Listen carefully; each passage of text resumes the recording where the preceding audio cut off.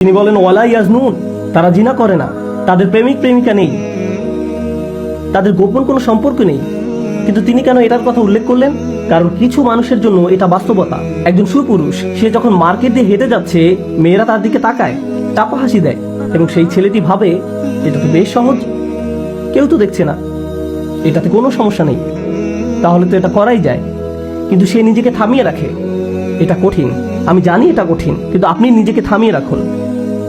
মেয়েটা ভাবে ছেলেটা আমার দিকে তাকিয়ে আছে, সে নিশ্চয়ই ভাবছে আমি কতটা সুন্দর, সে এটা নিয়ে আনন্দ পায়, কিন্তু সে নিজেকে থামিয়ে দেয়, না এটা পাপ, আমি এটা করতে পারি না, এটা ঠিক না, আমার বাবা মা দেখছে না, পুলিশ আমাকে থামাচ্ছে না। এর মানে এই না যে এটা ভালো। ওয়ালা ইয়াজনুন, তারা এসব থেকে বিরত থাকে। আমি যেখান থেকে এসেছি আমেরিকা, সেখানেও যুবক যুবতী আছে, তারা কলেজে যায়, কিন্তু গ্রীষ্মকালে কলেজের অবস্থা খারাপ, খুবই খারাপ।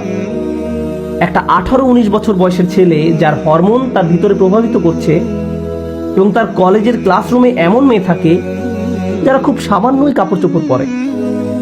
এইসব মেয়েরা তার নিকট আসে এবং বলে, হে, তুমি কি আমাকে হোমওয়ার্কে সাহায্য করতে পারবে? আল্লাহ তার পরীক্ষা নিচ্ছেন, তার পরীক্ষা নেওয়া হচ্ছে, আপনাদেরও পরীক্ষা নেওয়া হবে। শুধু আমেরিকাতেই এমন না, আপনাকে মার্কেটেও পরীক্ষা নেওয়া হবে। একই পরীক্ষা বারবার নেওয়া হবে। কিছু সময় এটা সহজ হবে না, বিশেষ করে যুবকদের জন্য। আবারও বলছি, এটা সহজ হবে না। আপনার কোনো বন্ধুর সাথে আপনার ফোনে যোগাযোগ থাকতে পারে যার সম্পর্কে আপনার বাবা মা জানে না। আপনার গোপন কিছু বিষয় আছে। আপনার ফেসবুকে আরেকটা প্রোফাইল আছে যেটাকে আপনি এখন আপডেট করছেন। আপনাকে সকল মেয়েকে আনফ্রেন্ড করতে হবে।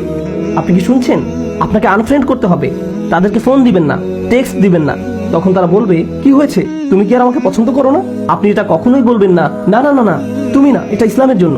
কথা বলতে যাবেন না, এটাকে ত্যাগ করুন, জাস্ট ছুঁড়ে ফেলে দিন, কাজ শেষ। আর না, মেয়েরা, আপনারা যদি এতে জড়িয়ে যান, থামুন, নিজেদেরকে থামান। এটা এমন কিছু না যে আপনার বাবা মা এসে আপনাকে বোঝাবে। যখন আপনার যুবক বয়স, আপনার হরমোন কাজ করা শুরু করে, আপনার বয়সন্ধিকাল পার হতে থাকে এবং আপনি বিপরীত লিঙ্গের প্রতি আকৃষ্ট হতে থাকেন, তখন ইসলামের দৃষ্টিতে আপনি প্রাপ্তবয়স্ক এবং আপনাকে আপনার সিদ্ধান্ত নিতে হবে। আপনার বাবা মা আপনার দিনের জন্য তখন আর দায়িত্ব নেবেন না। দায়িত্ব আপনার। আপনার বয়স 14 বছর, 15 বছর বা যদি 13 বছর হয় এবং আপনি যদি আজকে মারা যান, আল্লাহ কিন্তু বলবেন না প্রাপ্তবয়স্ক না, এই জন্য তার হিসাব সহজ হোক। আপনি দিনের দৃষ্টিতে প্রাপ্তবয়স্ক।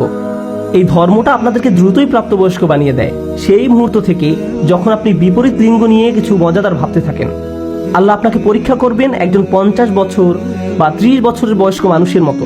আপনি তাদেরই মতো। নিজেকে সর্বোচ্চ শিখরে ভাবতে শিখুন, নিজেকে শিশু ভাববেন না। আপনি একজন প্রাপ্তবয়স্ক মানুষ। ওয়ালা ইয়াজনুন।